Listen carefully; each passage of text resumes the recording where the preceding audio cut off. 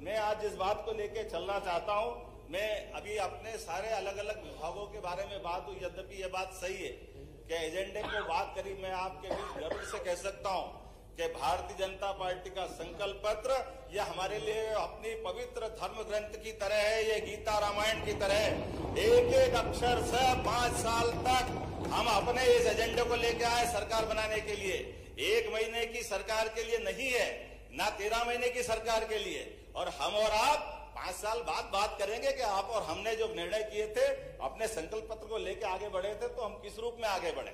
मैं आज आपके लिए खास करके 2-3 चीजें आपके सामने बताना चाहूंगा कि राज्य सरकार होती है मूलभूत सुविधाओं के लिए, उस पर भी हम काम कर रहे हैं। लेकिन सरकार अपने प्रदेश का मान, देश का मान और भारतीय सनातन संस्कृति का मान दुनिया में बढ़े, इसके लिए भी काम करने की आवश्यकता है। और मुझे इस बात की प्रसन्नता है, ऐसे कई विषयों को लेकर के जब से हमारी सरकार बनी, ऐसे कई एजेंडों को लेकर हम आगे चल रहे हैं। आपकी जानकारी के लिए बताएं, आज से 300 साल पहले तक दुनिया में भारत का टाइम स्टैंडर्ड दुनिया में माना जाता था।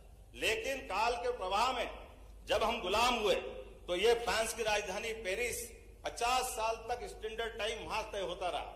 उसके बाद 250 साल पहले जब अंग्रेज हावी हुए तो अंग्रेज इस चीज को पेरिस से उठा करके ग्रीनविच ले गए और ग्रीनविच से वो दुनिया में स्टैंडर्ड टाइम तय करने लगे।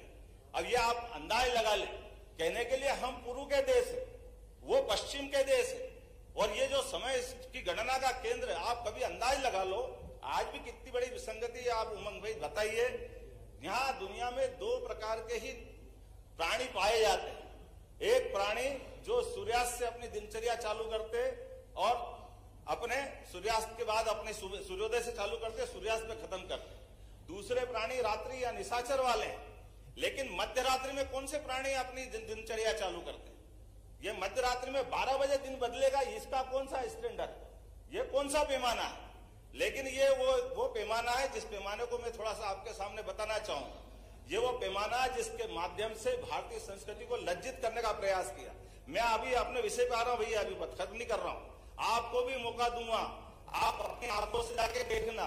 21 जून और 22 दिसंबर दिन के 12 बजे उज्जैन की ऑब्जर्वेटरी में जाना।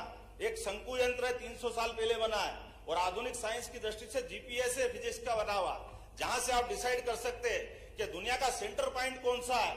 आपको गर्व होगा वो उज्जैन और डोंगला है, जहां पे 23.26 अंश मिलेगा।